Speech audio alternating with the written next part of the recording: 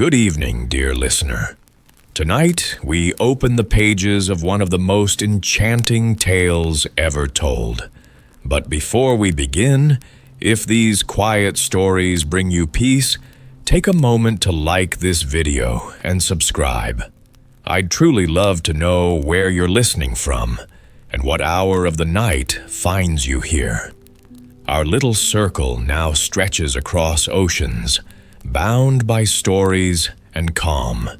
So dim the lights, let the air grow still, and let your mind wander gently with me into tonight's story. The Goose Girl. There was once, in a far-off kingdom, an aged queen whose consort had long been gathered to the grave.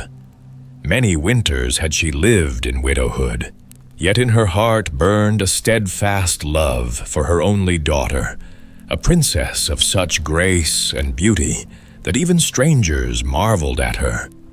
This maiden had long been promised in marriage to the son of a distant king, and when the season appointed for the wedding came nigh, the old queen knew that she must send her beloved child into a foreign land, never again to dwell beneath her mother's roof.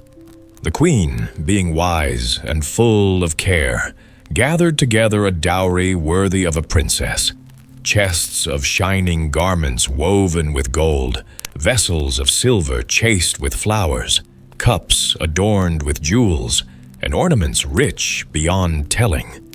For she thought, if I cannot keep her near, at least let her go forth in honor, clothed as becomes her station. To guard and serve her on the road, the queen gave into her hand a waiting woman of good seeming. Yet this gentlewoman's heart was proud and false. 2 horses were made ready, one for the maiden, one for her servant. The princess's steed was Falada, a creature of rare wisdom, for by strange gift of nature he could speak with human tongue. When the hour of parting struck, the queen called her daughter alone into her chamber.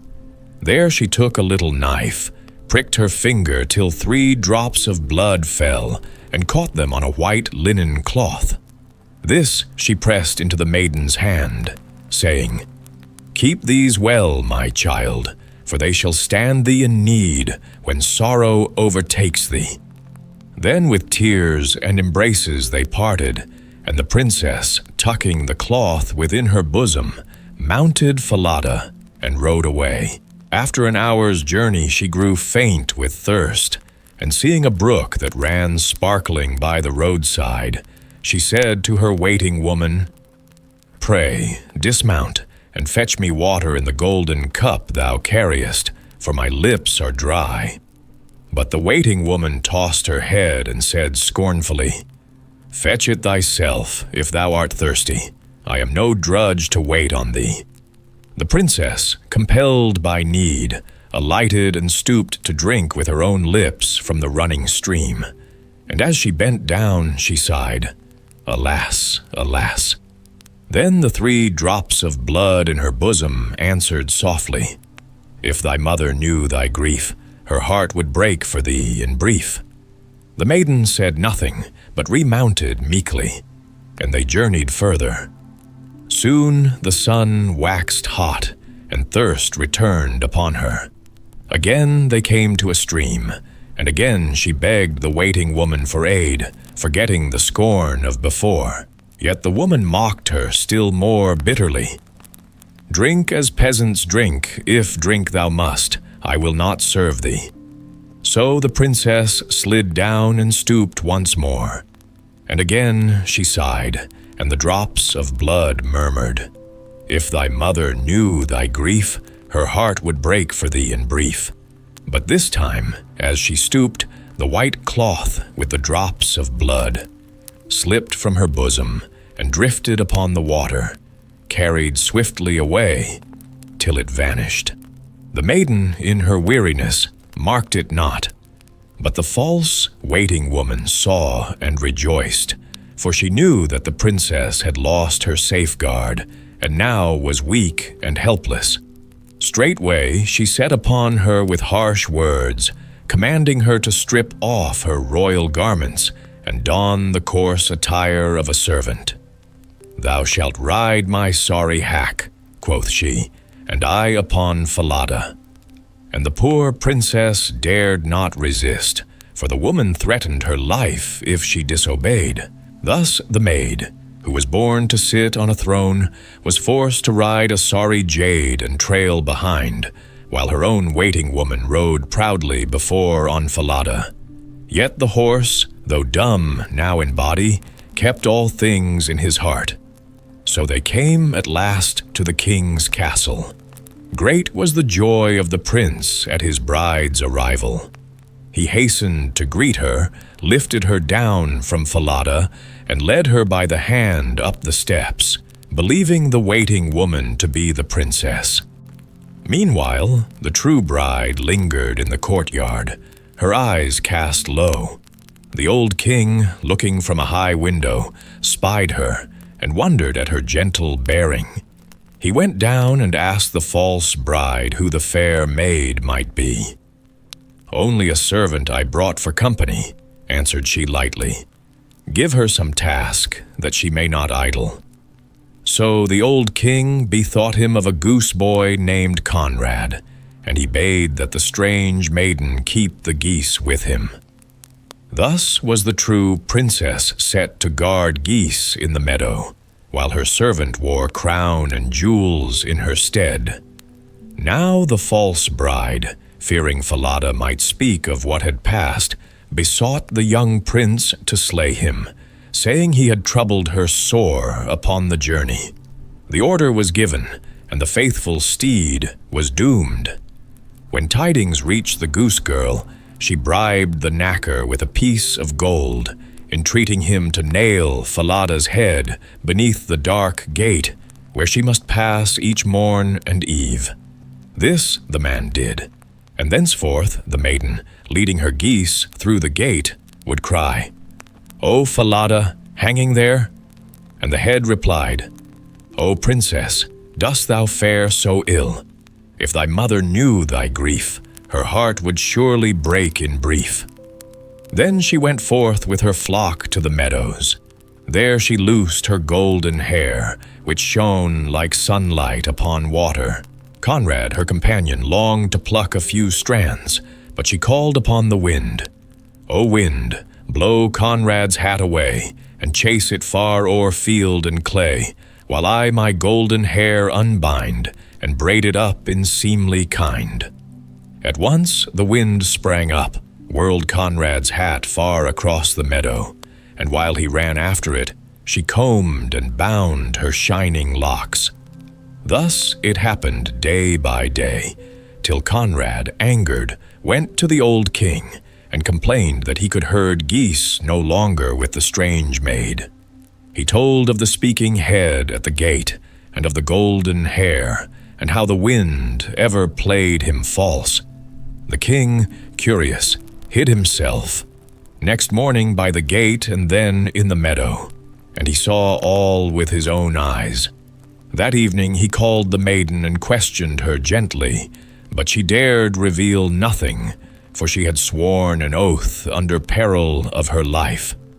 At last the king bade her whisper her sorrow into the iron oven. There she crept, weeping, and poured forth her tale. How she was a king's daughter, how the waiting woman had betrayed her, how she was forced to keep geese while another sat in her rightful place. The king, who stood without, heard every word. Straightway he drew her forth, clothed her in royal raiment, and her beauty shone brighter than before. He summoned his son and revealed the truth. The bride he had cherished was but a false servant, and the true princess stood before him. Great was the prince's joy, and a feast was proclaimed. At the banquet, the false bride sat beside the prince, the true bride opposite, gleaming in her new array. The old king set forth the tale, asking the false bride what punishment such treachery deserved. Thinking not of herself, she cried, Let the guilty wretch be thrust naked into a barrel set with sharp nails and dragged by 2 white steeds until she is dead." The old king rose and said sternly, "Thou hast spoken thine own doom, so let it be." And thus was judgment fulfilled.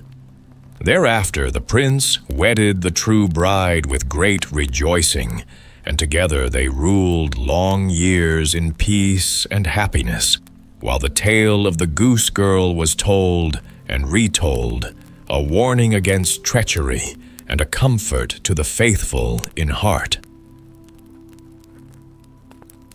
The shoes that were danced to pieces. There was once upon a time a king who had 12 daughters, each one more beautiful than the other. They all slept together in one chamber, in which their beds stood side by side, and every night when they were in them, the king locked the door and bolted it. But in the morning when he unlocked the door, he saw that their shoes were worn out with dancing, and no one could find out how that had come to pass.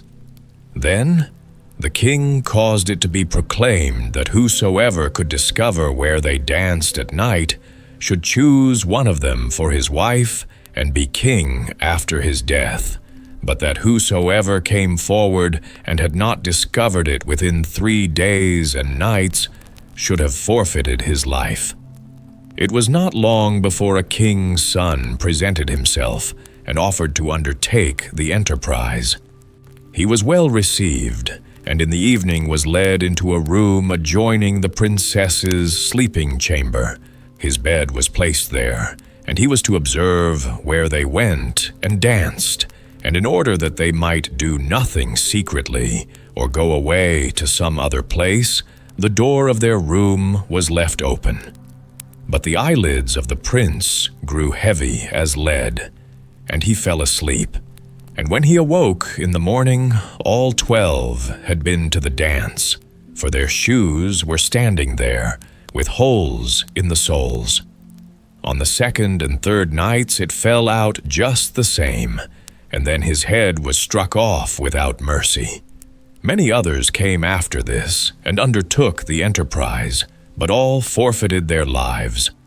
Now it came to pass that a poor soldier, who had a wound and could serve no longer, found himself on the road to the town where the king lived. There he met an old woman, who asked him where he was going. "I hardly know myself," answered he, and added in jest, "I had half a mind to discover where the princesses dance their shoes into holes, and thus become king." "Ju, that is not so difficult," said the old woman. "You must not drink the wine which will be brought to you at night, and must pretend to be sound asleep." With that she gave him a little cloak, and said, "If you put on that, you will be invisible, and then you can steal after the 12. When the soldier had received this good advice, he went into the thing in earnest, took heart, went to the king, and announced himself as a suitor. He was as well received as the others, and royal garments were put upon him. He was conducted that evening at bedtime into the antechamber, and as he was about to go to bed, the eldest came and brought him a cup of wine. But he had tied a sponge under his chin and let the wine run down into it without drinking a drop. Then he lay down, and when he had lain a while, he began to snore, as if in the deepest sleep. The 12 princesses heard that and laughed, and the eldest said, "He too might as well have saved his life." With that they got up, opened wardrobes, presses, cupboards, and brought out pretty dresses, dressed themselves before the mirrors, sprang about, and rejoiced at the prospect of the dance. Only the youngest said, "I know not how it is. You are very happy, but I feel very strange. Some misfortune is certainly about to befall us." "Thou art a goose, who art always frightened," said the eldest. "Hast thou forgotten how many kings' sons have already come here in vain? I had hardly any need to give the soldier a sleeping draught. In any case, the clown would not have awakened. When they were all ready, they looked carefully at the soldier, but he had closed his eyes and did not move or stir, so they felt themselves quite secure. The eldest then went to her bed and tapped it. It immediately sank into the earth, and one after the other they descended through the opening, the eldest going first. The soldier, who had watched everything, tarried no longer, put on his little cloak, and went down last with the youngest. Halfway down the steps, he just trod a little on her dress. She was terrified at that and cried out, "What is that? Who is pulling my dress?" "Don't be so silly," said the eldest. "You have caught it on a nail." Then they went all the way down, and when they were at the bottom, they were standing in a wonderfully pretty avenue of trees, all the leaves of which were of silver and shone and glistened. The soldier thought, "I must carry a token away with me," and broke off a twig from one of them, on which the tree cracked with a loud report. The youngest cried out again, "Something is wrong. Did you hear the crack?" But the eldest said, "It is a gun fired for joy, because we have got rid of our prince so quickly." After that, they came into an avenue where all the leaves were of gold, and lastly into a third where they were of bright diamonds. He broke off a twig from each, which made such a crack each time that the youngest started back in terror, but the eldest still maintained that they were salutes. They went on and came to a great lake, whereon stood 12 little boats, and in every boat sat a handsome prince, all of whom were waiting for the 12, and each took one of them with him, but the soldier seated himself by the youngest. Then her prince said, "I can't tell why the boat is so much heavier today. I shall have to row with all my strength if I am to get it across." "What should cause that?" said the youngest. "But the warm weather? I feel very warm too."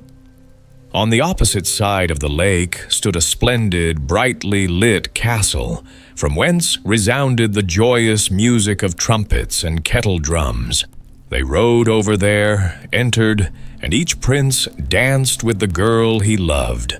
But the soldier danced with them unseen, and when one of them had a cup of wine in her hand, he drank it up, so that the cup was empty when she carried it to her mouth.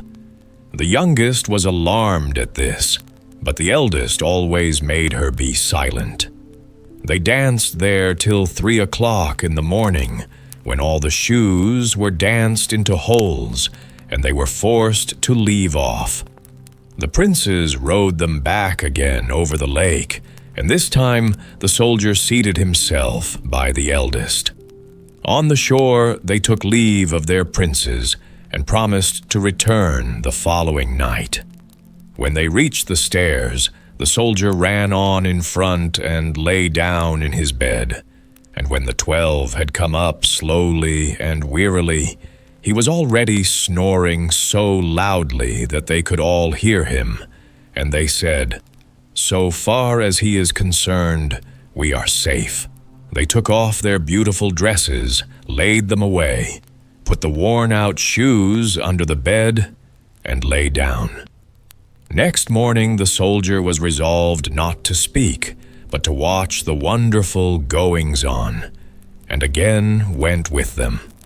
Then everything was done just as it had been done the first time, and each time they danced until their shoes were worn to pieces. But the third time, he took a cup away with him as a token. When the hour had arrived for him to give his answer, he took the 3 twigs and the cup and went to the king. But the 12 stood behind the door and listened for what he was going to say. When the king put the question, "Where have my 12 daughters danced their shoes to pieces in the night?" he answered, in an underground castle with 12 princes, and related how it had come to pass, and brought out the tokens. The king then summoned his daughters, and asked them if the soldier had told the truth. And when they saw that they were betrayed, and that falsehood would be of no avail, they were obliged to confess all. Thereupon the king asked which of them he would have to wife. He answered, "I am no longer young, so give me the eldest." Then the wedding was celebrated on the same day, and the kingdom was promised him after the king's death. But the princes were bewitched for as many days as they had danced nights with the 12. The 3 Black Princesses. In the faraway lands of East India, calamity befell the people, for a cruel enemy had encircled the city and swore he would not depart until he had wrested from them 600 bright silver dollars.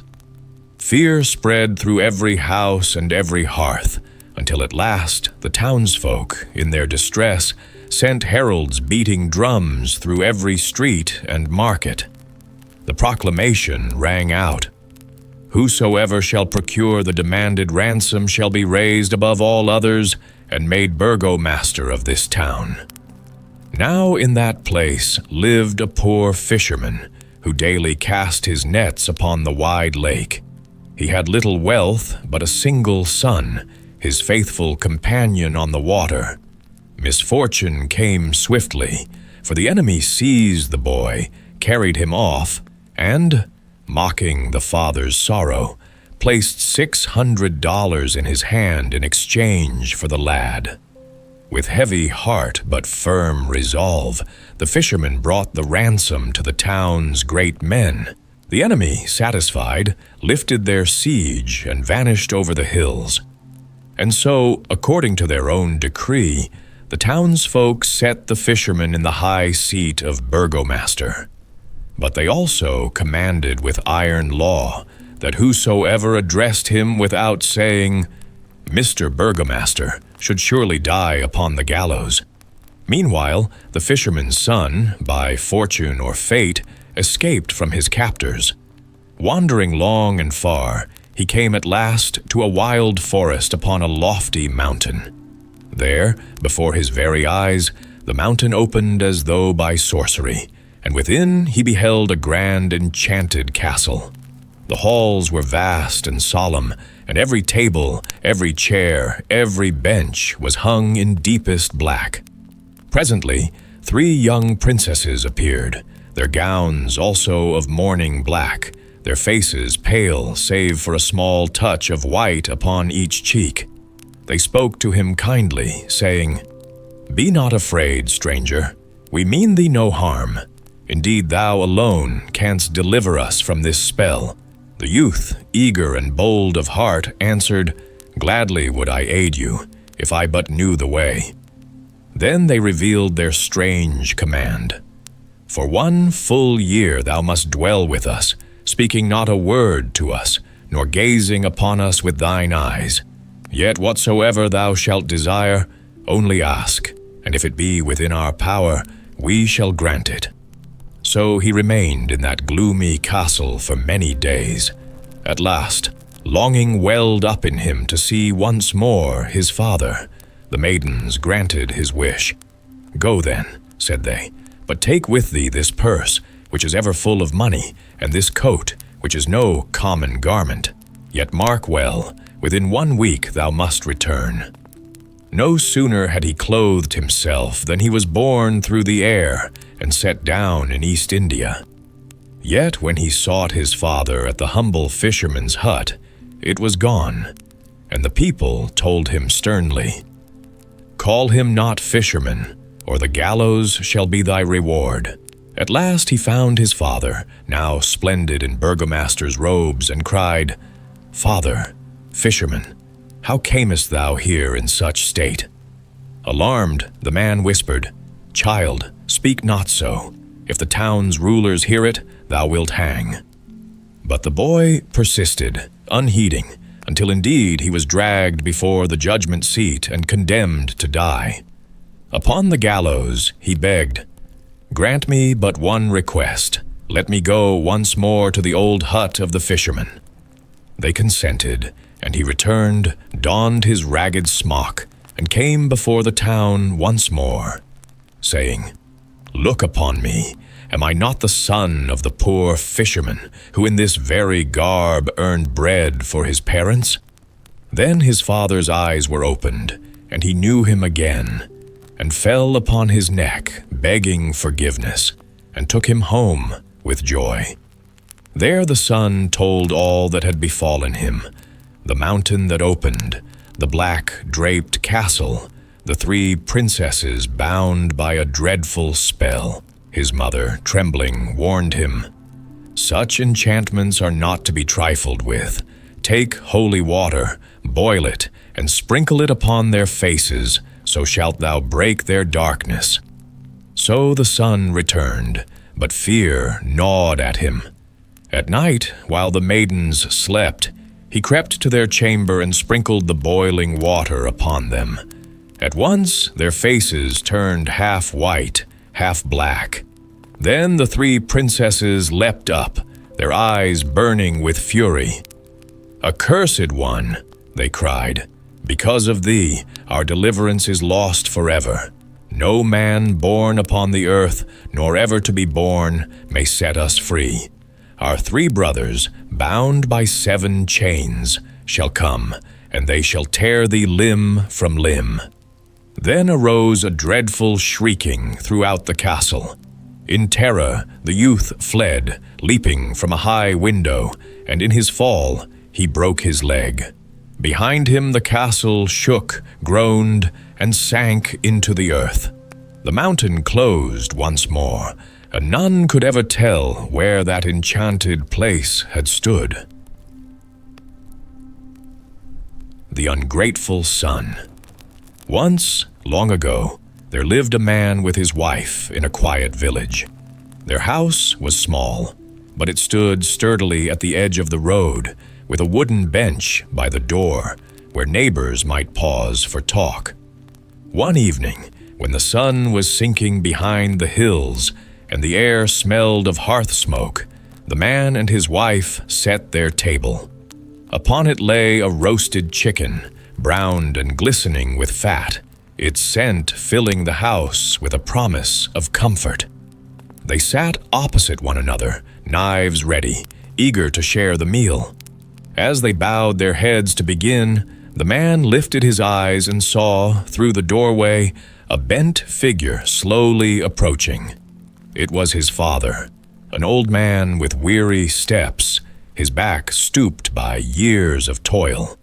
His beard was thin and white, his clothes patched and worn, yet his eyes held a meek light of hope, as if he wished for nothing more than to be welcomed at his son's table.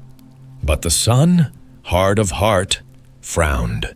He thought to himself, "This chicken is for us, not for him. If he sits and eats, there will be little left for me." And so, with quick hands, he seized the roasted bird and thrust it beneath the bench, out of sight. The father entered. He greeted them softly and asked for nothing. The wife, with a troubled look, fetched him a mug of cool water. He drank, gave thanks, and turned away, leaving the house as quietly as he had come. Then the son, satisfied that the old man was gone, reached beneath the bench to bring forth the chicken once more. But when his fingers touched it, a chill ran through him. He pulled it up, and lo, it was no longer the roasted bird. In his hands writhed a monstrous toad, as large as a platter, its skin dark and wet, its eyes gleaming like poisoned jewels. With a sudden leap, it sprang upon his face, clinging there as though it were part of him. The man shrieked and clawed at it, but whoever tried to seize the toad found themselves frozen in terror, for the creature would glare with such venom, its bulging eyes aflame with malice, that no one dared touch it. His wife, trembling, tried once and drew back in horror. Neighbors came and recoiled the same. None could tear it away. From that hour, the sun bore the toad upon his face wherever he went. It clung to him night and day, never loosening its hold. If he starved it, it fastened its wide mouth upon his cheek and drew nourishment from his very flesh. Thus, he was forced each morning to set food before it, feeding the creature as if it were a master, and he its servant. The toad swelled and grew, its belly heavy, its eyes ever hungrier, until his days were filled with dread. So he wandered through the world, marked by his sin, finding no rest in any village or town. Children fled from him, dogs barked at his passing, and when folk asked what curse had befallen him, he lowered his eyes. For he knew it was the judgment of heaven upon an ungrateful son who denied bread to his father. Thus he roamed until the end of his days, with the toad upon his face, a living reminder that those who turn their hearts from the old and the weak shall find no peace, neither at table nor in the world beyond. The Wolf and the Fox. The wolf kept the fox as his unwilling servant, and whatsoever the wolf desired, the fox was forced to obey, for the wolf was the stronger, and the fox the weaker. Yet the fox's heart was never at ease, for he longed with all his cunning to rid himself of his harsh master. But the days passed, and still he remained bound to the wolf by fear. It happened one morning, as they trod a lonely path through the forest, that the wolf halted and fixed his fiery eyes upon the fox. "Red Fox," growled he, "procure me something to eat at once, or else I will tear thee in pieces and devour thee myself."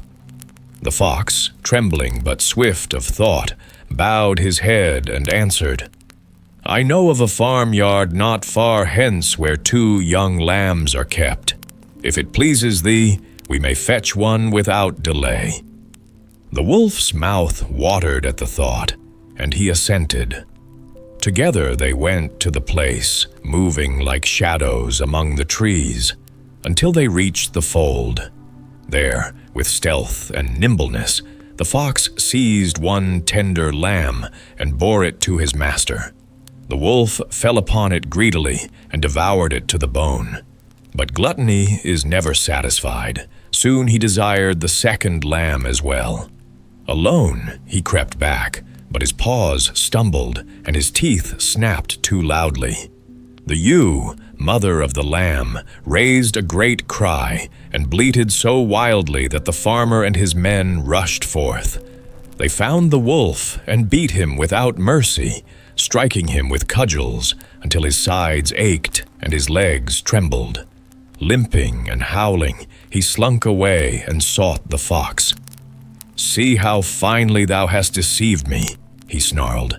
"I went for the other lamb, and the peasants surprised me. They have beaten me to a jelly." The fox, sly and untroubled, only curled his brush and said, "Why art thou ever such a glutton, master? Hadst thou been content, thou wouldst have come to no harm." The next day, hunger again gnawed at the wolf.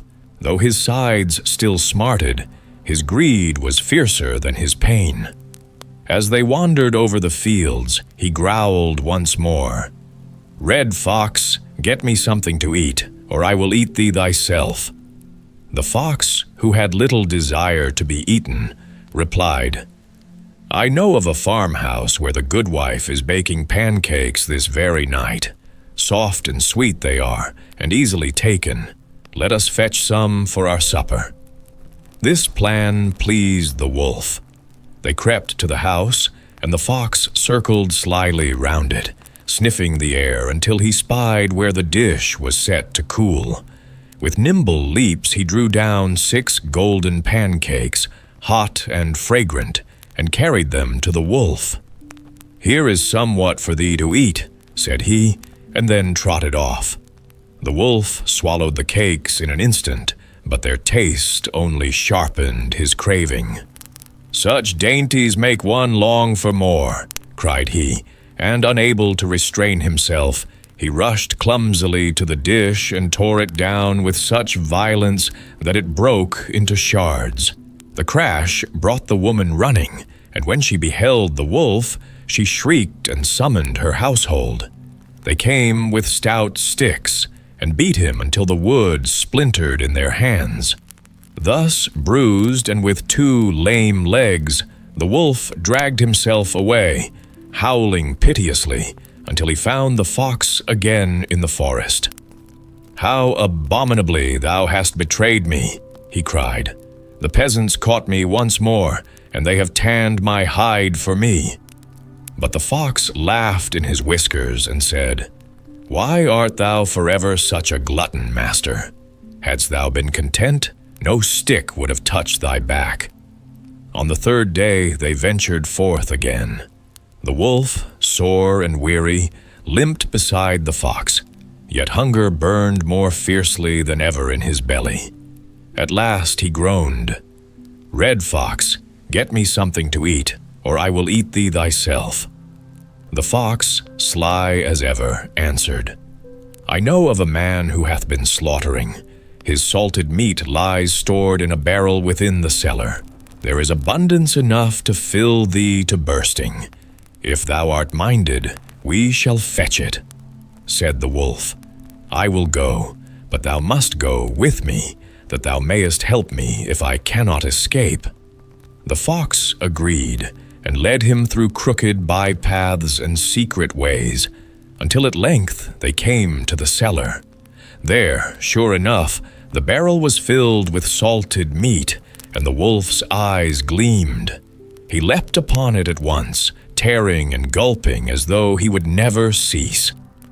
"There is time enough yet," thought he, "before I need leave off." The fox licked a piece or 2, but his cunning never slept. He ran again and again to the hole by which they had entered, slipping through it and back, testing if his body could still pass out freely. "Why dost thou run to and fro?" asked the wolf between mouthfuls. "Why leap in and out so restlessly?" "I must be watchful," answered the crafty one. "I must see that no one is coming. Do not overfill thy belly, master. Eat not too much." But the wolf only growled, "I shall not stir until the barrel is empty." Meanwhile, the farmer, who had heard the fox's scampering, came down the steps into the cellar.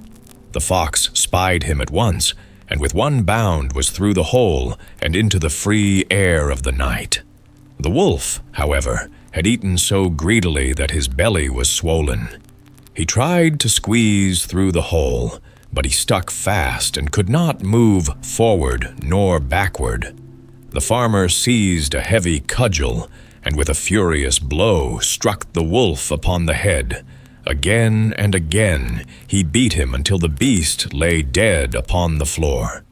The fox, safe in the shadow of the forest, listened to the sound of the blows and smiled within himself. At last he was rid of the old glutton and free from his cruel master. And so it befell that the wolf's greed brought him to his end, while the fox, by wit and watchfulness, saved his own skin. Sleeping Beauty, Little Briar Rose. In times past there lived a king and queen who said to each other every day of their lives, "Would that we had a child." And yet they had none. But it happened once that when the queen was bathing, there came a frog out of the water, and he squatted on the ground and said to her, "Thy wish shall be fulfilled. Before a year has gone by, thou shalt bring a daughter into the world." And as the frog foretold, so it happened, and the queen bore a daughter so beautiful that the king could not contain himself for joy. And he ordained a great feast.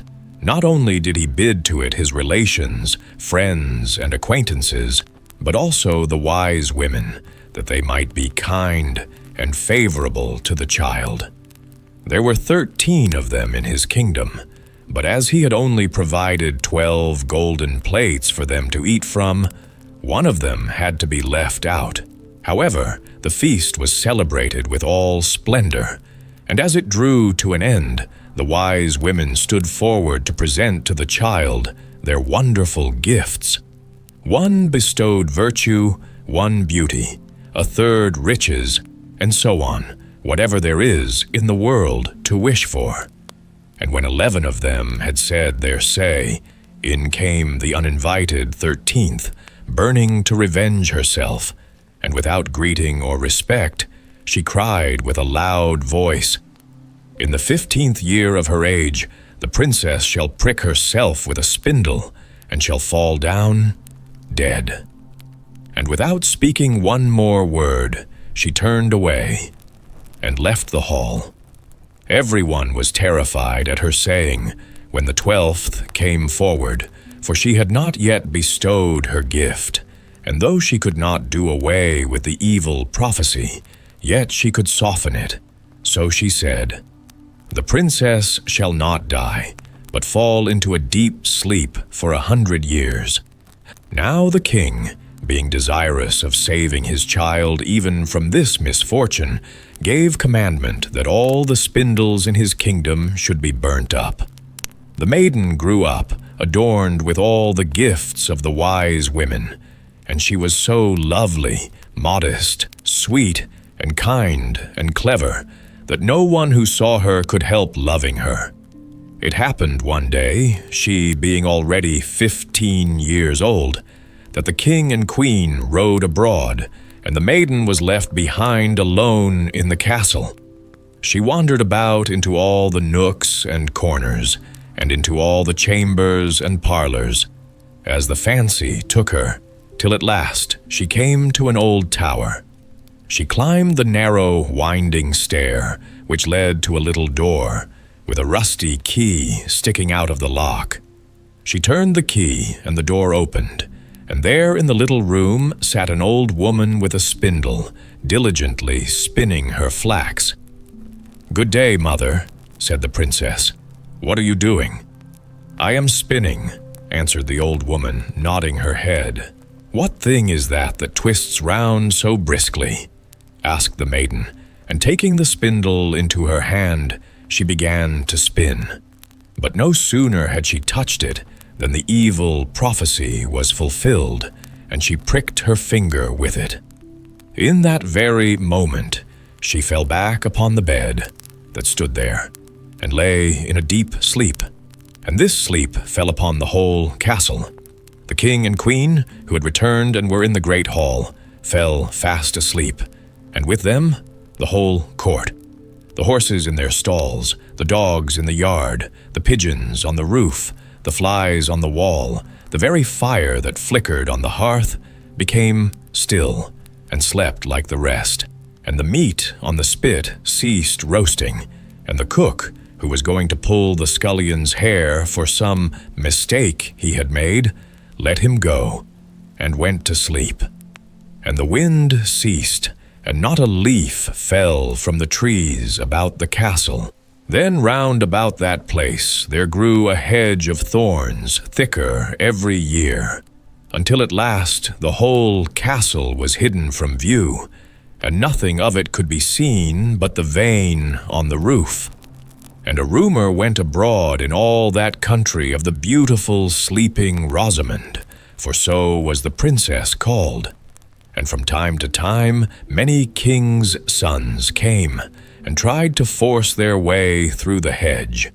But it was impossible for them to do so, for the thorns held fast together like strong hands, and the young men were caught by them, and not being able to get free, there died a lamentable death.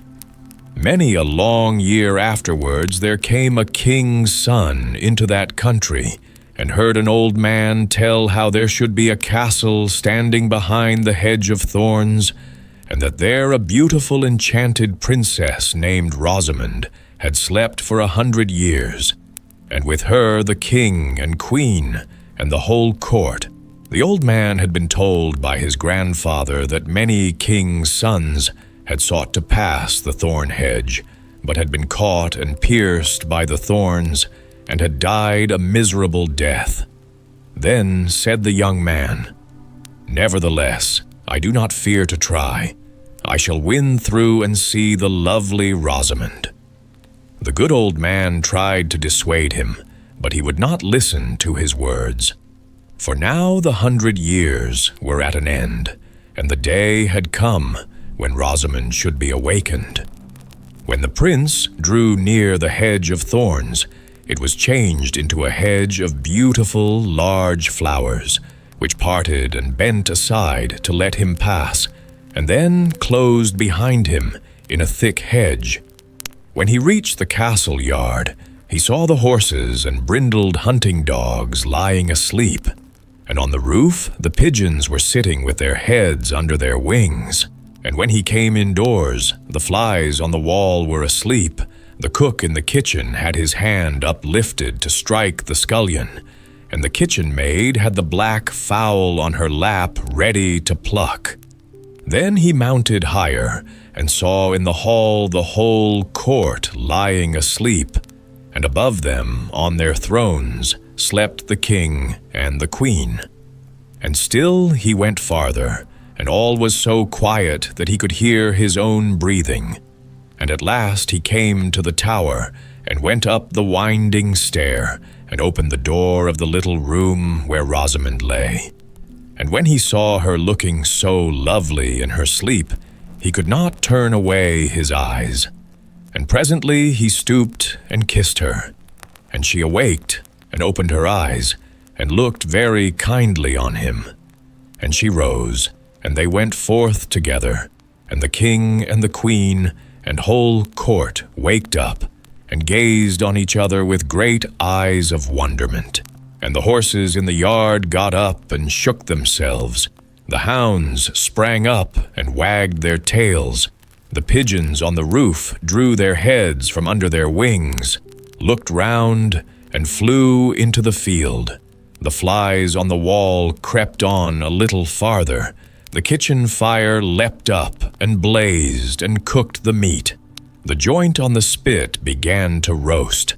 The cook gave the scullion such a box on the ear that he roared out, and the maid went on plucking the fowl. Then the wedding of the prince and Rosamond was held with all splendor, and they lived very happily together until their lives' end. Herr Korbes. There once lived in a quiet corner of the countryside a cock and a hen. They were no ordinary birds, for they were filled with a restless longing, a desire to see the world beyond their little yard, beyond the hedges and the garden gate. One day, as the dawn broke and the dew still clung to the grass, the cock said to the hen, "Let us go on a journey together. The wide world waits, and it is time that our little eyes be filled with its wonders." The hen agreed, for she too carried a small flame of curiosity in her breast. The cock, proud and industrious, set himself to work. With his beak and claws, he fashioned a carriage, unlike any carriage the creatures of the farm had seen. It shone with 4 red wheels, polished bright as berries in the sun, and to it he harnessed 4 mice, nimble and sprightly. The hen, dainty and careful, stepped inside with him, and the carriage rolled forward as if it belonged to some noble procession. The little wheels turned, the little mice piped, and so began their strange adventure. Not far along the road, as the shadows of the morning stretched long, they met a cat. The cat sat by the roadside, licking her whiskers, her eyes half sly and half hungry. "Where do you go, cock and hen, in your bright carriage?" she asked with a soft purr. "We are traveling," replied the cock, "to the house of Herr Korbes." "Then take me with you," said the cat, flicking her tail. The cock considered, then spoke gravely. "Most willingly may you ride, but sit yourself behind us, lest you fall before the carriage. And take care, oh, take great care, that you do not soil my little red wheels. And you, little wheels, roll on. And you, little mice, pipe forth your shrill tune, for we make our way to the house of Herr Korbes." So the cat sprang lightly behind, and the carriage went on its way. After a time, a millstone lay by the roadside, heavy and gray, weathered by many years. It rumbled in a deep voice. "Whither go you, cock and hen, with your carriage so fine?" "To the house of Herr Korbes," answered the cock. "Take me with you," groaned the millstone, "for even stones grow weary of lying still." And though the carriage creaked under the weight, the cock gave consent. The mice strained harder, the wheels turned bravely, and the little procession grew. Soon after came an egg, white and smooth, rolling gently from the meadow. "Oh, let me join you," said the egg. And the cock replied, "Come along, but beware of breaking, for a broken egg brings only mischief." Then a duck, waddling from a pond with feathers still wet, flapped her wings and begged to be taken. She too was granted a seat. A pin glittered by the roadside, sharp and thin, crying, "Do not leave me behind. I too will ride to Herr Korbes's house." And last of all came a needle, fine and shining, who leapt with a proud jump into the carriage, saying, "Without me no cloth is stitched, no seam held fast. Surely I may go where you go."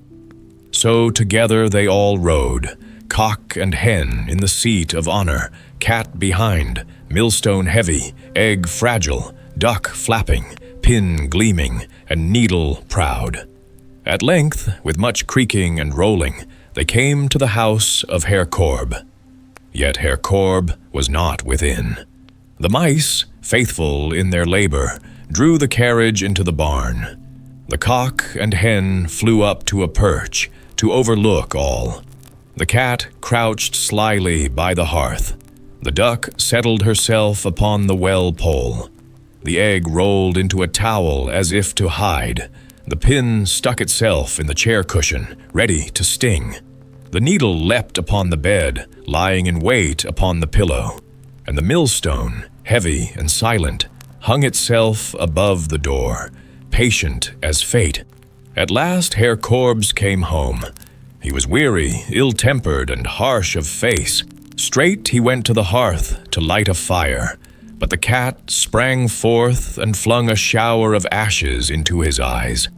Half blinded, he rushed to the kitchen to wash, but there the duck splashed cold water over him, soaking him through. Shivering and cursing, he seized the towel, yet no sooner had he pressed it to his face than the egg burst upon him, gluing up his eyes with its sticky yolk. Blind and stumbling, he sought rest in his chair, but no peace was there, for the pin pricked him cruelly. With a cry, he leapt to his bed, hoping for comfort, but as soon as his head lay upon the pillow, the needle pierced him so sharply that he screamed aloud. Wild with rage and pain, he sought to flee from his own house. But when he reached the door, there the millstone, silent and patient, dropped down upon him with all its weight and struck him dead. So ended Herr Korbes, and all who heard the tale said the same. Herr Korbes must surely have been a wicked man, else such a fate would never have overtaken him. The Three Snake Leaves. There was once, on a time, a poor man who could no longer support his only son.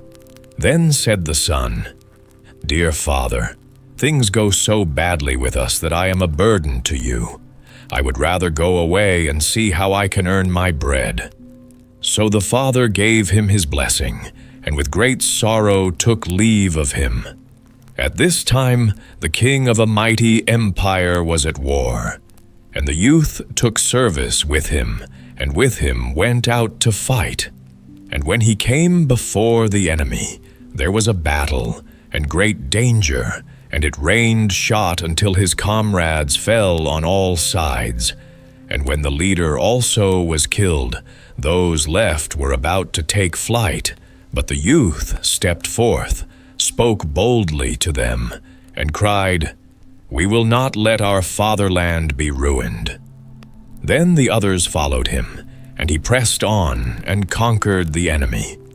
When the king heard that he owed the victory to him alone, he raised him above all the others, gave him great treasures, and made him the first in the kingdom. The king had a daughter who was very beautiful, but she was also very strange. She had made a vow to take no one as her lord and husband, who did not promise to let himself be buried alive, with her if she died first. "If he loves me with all his heart," said she, "of what use will life be to him afterwards?" On her side, she would do the same, and if he died first, would go down to the grave with him. This strange oath had up to this time frightened away all wooers, but the youth became so charmed with her beauty that he cared for nothing, but asked her father for her. "But dost thou know what thou must promise?" said the king. "I must be buried with her," he replied, "if I outlive her, but my love is so great that I do not mind the danger." Then the king consented, and the wedding was solemnized with great splendor. They lived now for a while happy and contented with each other. And then it befell that the young queen was attacked by a severe illness, and no physician could save her. And as she lay there dead, the young king remembered what he had been obliged to promise, and was horrified at having to lie down alive in the grave. But there was no escape. The king had placed sentries at all the gates, and it was not possible to avoid his fate.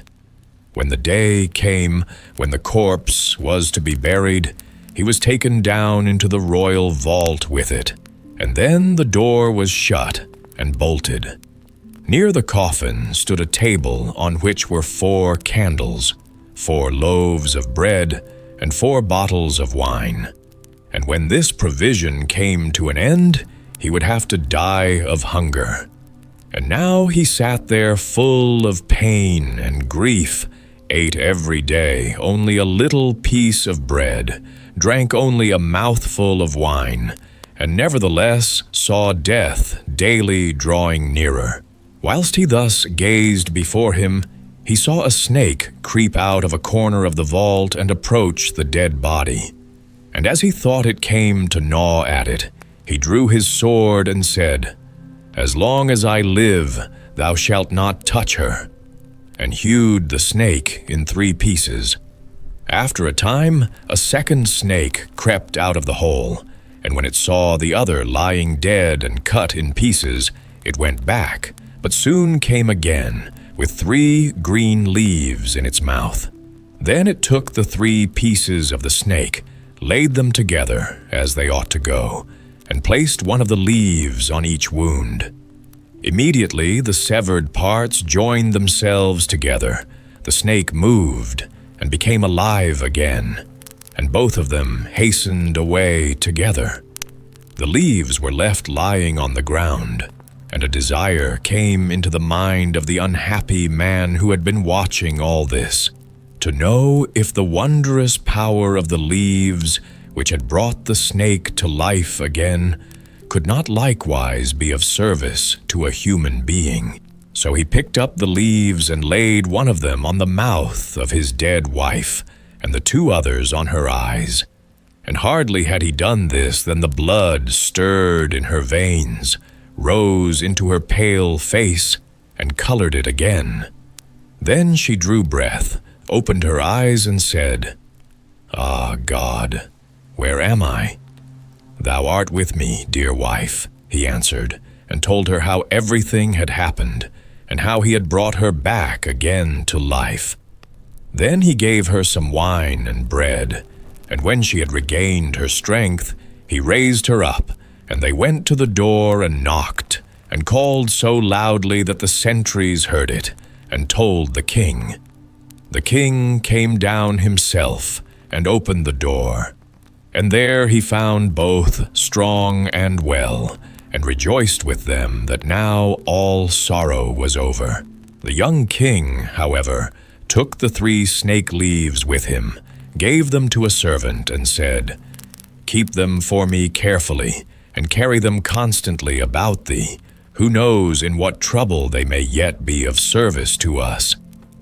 A change had, however, taken place in his wife. After she had been restored to life, it seemed as if all love for her husband had gone out of her heart.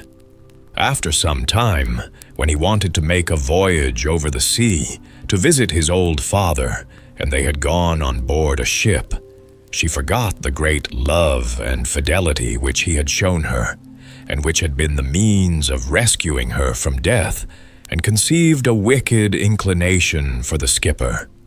And once, when the young king lay there asleep, she called in the skipper and seized the sleeper by the head, and the skipper took him by the feet, and thus they threw him down into the sea.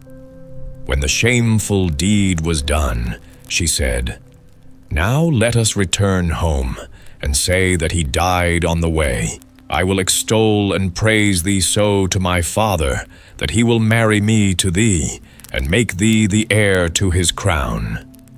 But the faithful servant who had seen all that they did, unseen by them, unfastened a little boat from the ship, got into it, sailed after his master, and let the traitors go on their way.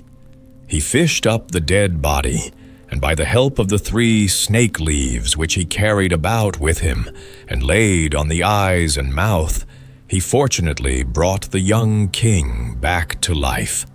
They both rowed with all their strength day and night, and their little boat flew so swiftly that they reached the old king before the others did. He was astonished when he saw them come alone, and asked what had happened to them. When he learnt the wickedness of his daughter, he said, "I cannot believe that she has behaved so ill, but the truth will soon come to light," and bade both go into a secret chamber and keep themselves hidden from everyone. Soon afterwards the great ship came sailing in, and the godless woman appeared before her father with a troubled countenance. He said, "Why dost thou come back alone? Where is thy husband?" "Ah, dear father," she replied, "I come home again in great grief. During the voyage, my husband became suddenly ill and died, and if the good skipper had not given me his help, it would have gone ill with me. He was present at his death, and can tell you all." The king said, "I will make the dead alive again," and opened the chamber and bade the 2 come out. When the woman saw her husband, she was thunderstruck, and fell on her knees and begged for mercy. The king said, "There is no mercy. He was ready to die with thee and restored thee to life again, but thou hast murdered him in his sleep, and shalt receive the reward that thou deservest." Then she was placed with her accomplice in a ship which had been pierced with holes, and sent out to sea, where they soon sank amid the waves.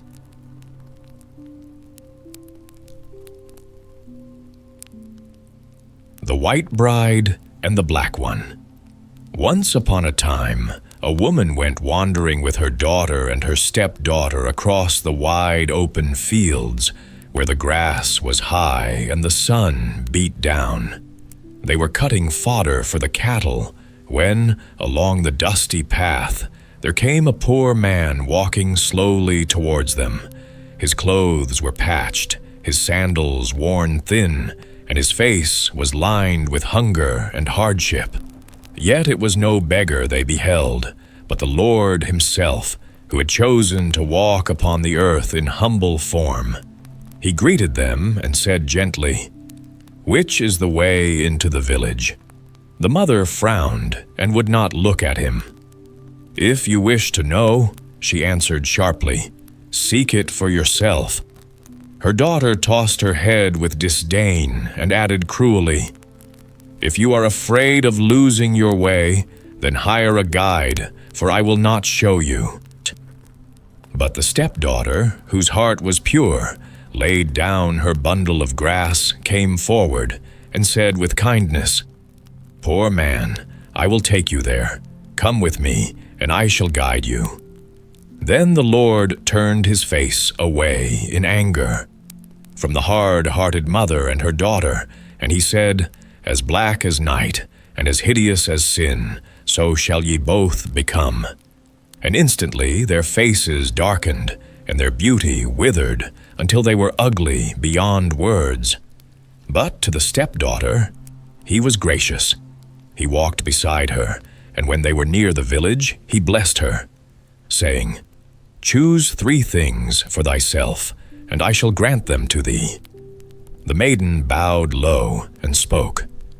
"First, I wish to be fair and beautiful, shining like the sun at dawn." At once her skin gleamed white, and her face became radiant as morning light. "Secondly," she said, "I wish for a purse of money that shall never be empty." The Lord placed such a purse in her hands, heavy with gold. "And third," said the girl softly, "I wish that when my time comes, I may dwell in the eternal kingdom of heaven." And this also he promised her. Then the Lord vanished from her sight, and the maiden went home. When the stepmother and her daughter beheld her beauty and her blessings, envy like poison grew in their hearts. They plotted day and night how they might harm her. Now the maiden had a brother named Reginer, a good and faithful man who loved her dearly. She told him all that had happened. One day he said to her, "Dearest sister, I would paint thy likeness, that I may behold thee always before my eyes, for my love for thee is so great." The maiden agreed, but warned him, "Let no one else see it, I beseech thee." So Reginer painted her portrait, fair as the sun and gentle as dawn, and hung it in his chamber. But Reginer was no common man. He served as coachman in the palace of the king.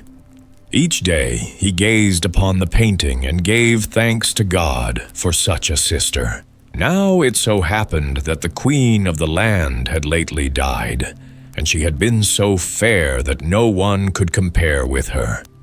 The king grieved bitterly, for he thought none could ever match her beauty. Yet the courtiers noticed that Reginer gazed daily at a portrait, and jealousy moved them to whisper to the king. The king commanded that the picture be brought before him. When he beheld it, he started in wonder, for it was like his lost queen in every feature, only fairer still. A fire of love awoke in his heart. He summoned Reginer and asked, "Whose likeness is this?" Reginer replied truthfully, "It is my sister."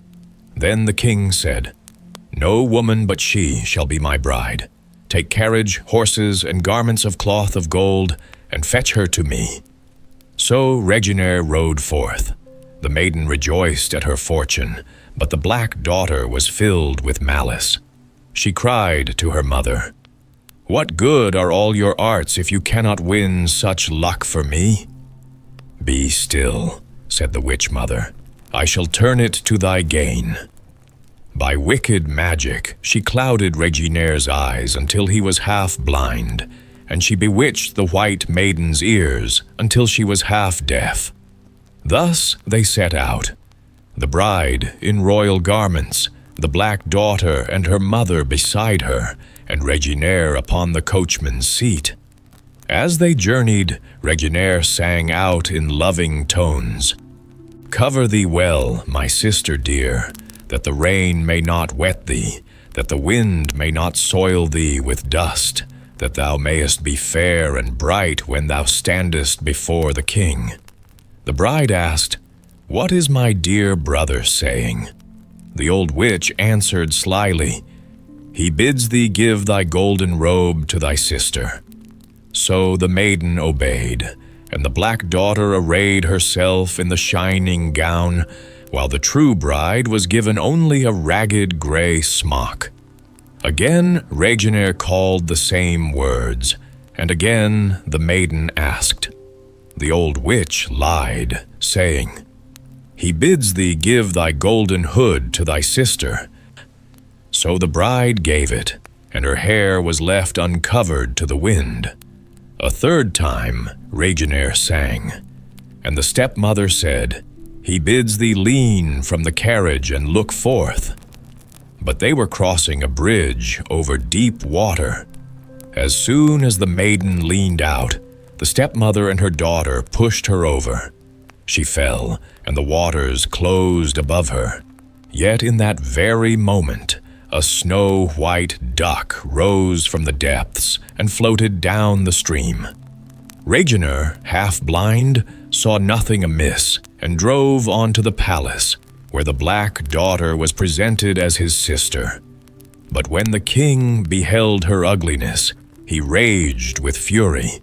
Yet the witch so bewitched him with cunning words and false enchantments that he took the black maiden to wife, and Reginer was cast into a pit filled with serpents and adders. Now listen. One evening, as the false bride sat on the king's knee, a white duck swam up the kitchen gutter. It spoke to the kitchen boy.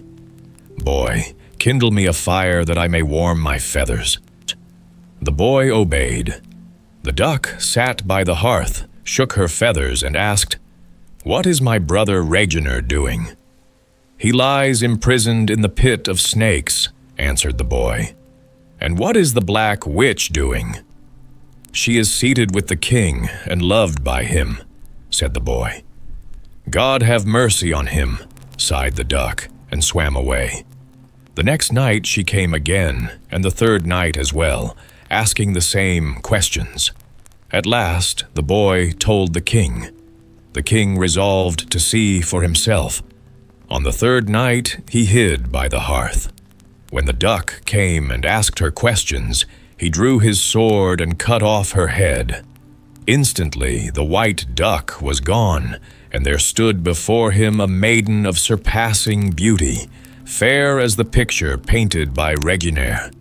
The king rejoiced, clothed her in splendid garments, and she told him all that had befallen her, the treachery of her stepmother, the falsehood of the black maiden, and her own enchantment. Her first plea was for her brother to be freed. The king granted it at once, and Reginer was lifted from the pit, weak but alive. Then the king summoned the witch and her daughter, and asked, "What punishment does she deserve who betrays the innocent, casts her into water, and steals her place?"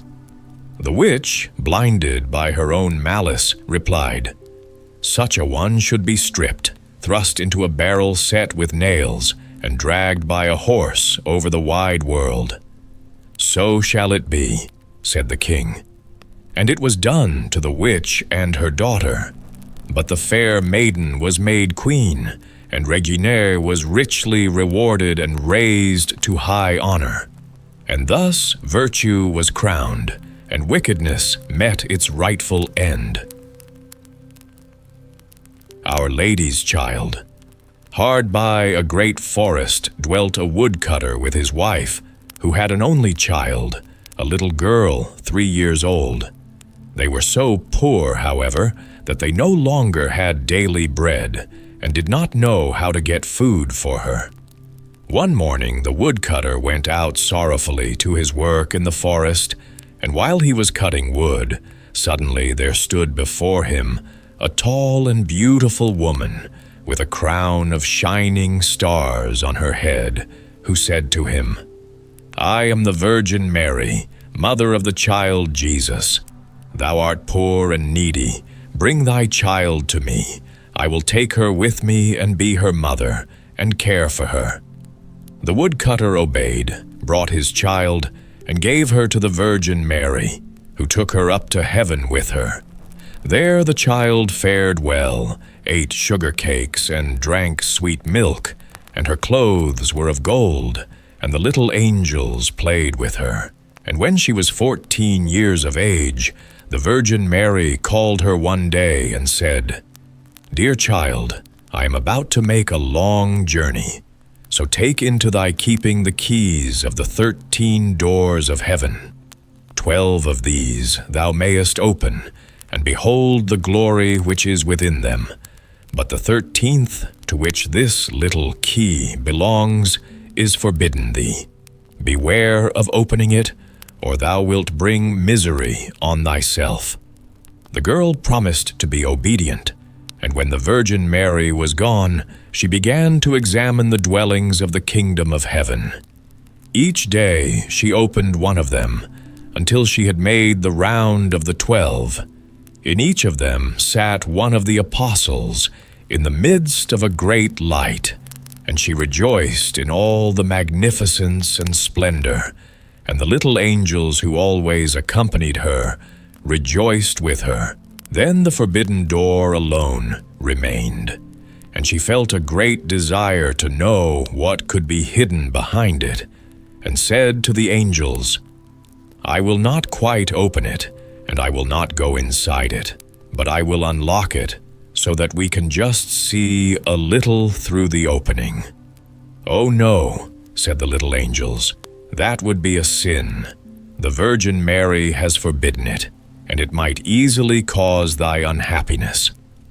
Then she was silent, but the desire in her heart was not stilled, but gnawed there and tormented her, and let her have no rest. And once, when the angels had all gone out, she thought, "Now I am quite alone, and I could peep in.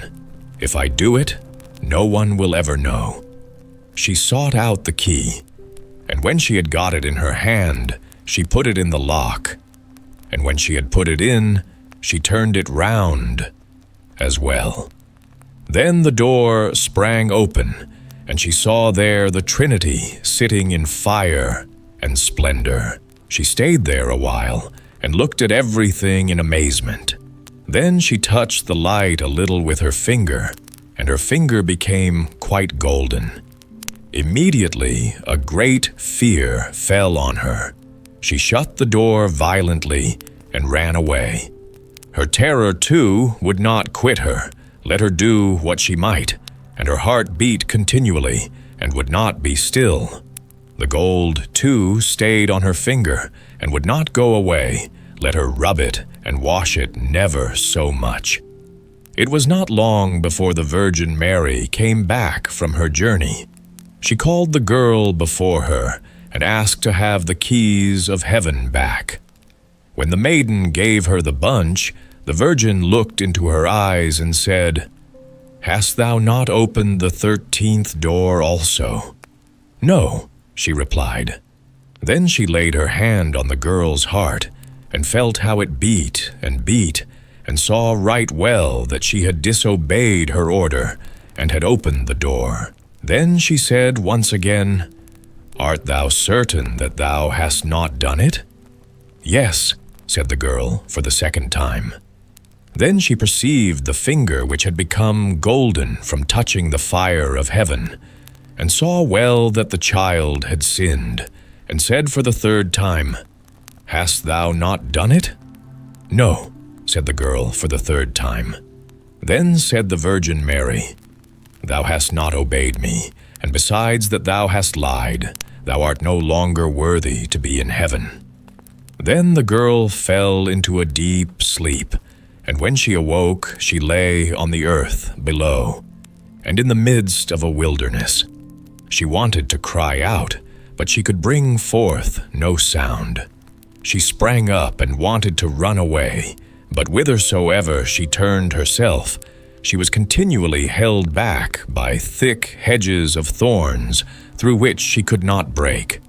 In the desert, in which she was imprisoned, there stood an old hollow tree, and this had to be her dwelling place.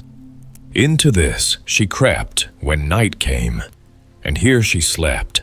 Here, too, she found a shelter from storm and rain, but it was a miserable life, and bitterly did she weep when she remembered how happy she had been in heaven, and how the angels had played with her. Roots and wild berries were her only food, and for these she sought as far as she could go. In the autumn, she picked up the fallen nuts and leaves and carried them into the hole. The nuts were her food in winter, and when snow and ice came, she crept amongst the leaves like a poor little animal that she might not freeze. Before long, her clothes were all torn, and one bit of them after another fell off her. As soon, however, as the sun shone warm again, she went out and sat in front of the tree, and her long hair covered her on all sides like a mantle. Thus she sat year after year, and felt the pain and the misery of the world. One day, when the trees were once more clothed in fresh green, the king of the country was hunting in the forest, and followed a roe. And as it had fled into the thicket which shut in this part of the forest, he got off his horse, tore the bushes asunder, and cut himself a path with his sword. When he had at last forced his way through, he saw a wonderfully beautiful maiden sitting under the tree, and she sat there and was entirely covered with her golden hair down to her very feet. He stood still and looked at her full of surprise. Then he spoke to her and said, "Who art thou? Why art thou sitting here in the wilderness?" But she gave no answer, for she could not open her mouth. The king continued, "Wilt thou go with me to my castle?" Then she just nodded her head a little. The king took her in his arms, carried her to his horse, and rode home with her. And when he reached the royal castle, he caused her to be dressed in beautiful garments, and gave her all things in abundance. Although she could not speak, she was still so beautiful and charming that he began to love her with all his heart, and it was not long before he married her. After a year or so had passed, the queen brought a son into the world. Thereupon, the Virgin Mary appeared to her in the night when she lay in her bed alone, and said, "If thou wilt tell the truth, and confess that thou didst unlock the forbidden door, I will open thy mouth and give thee back thy speech. But if thou perseverest in thy sin and deniest obstinately, I will take thy new-born child away with me." Then the queen was permitted to answer, but she remained hard and said, "No, I did not open the forbidden door." And the Virgin Mary took the new-born child from her arms and vanished with it. Next morning, when the child was not to be found, it was whispered among the people that the queen was a man-eater and had killed her own child.